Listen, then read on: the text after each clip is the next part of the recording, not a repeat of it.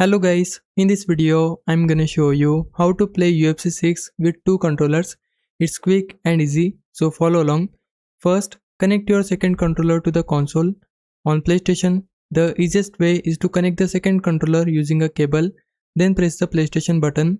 If you want to connect wirelessly, press and hold the PlayStation button together with the create button until the controller light starts flashing.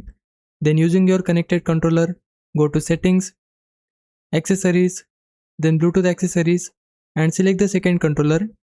On Xbox, turn on the second controller by pressing the Xbox button. If it isn't connected yet, press and hold the sync button on top of the controller and at the same time press and hold the sync button on the Xbox console for a few seconds. Once both lights start blinking, release both buttons and wait a few seconds until the controller connects and the light stays solid.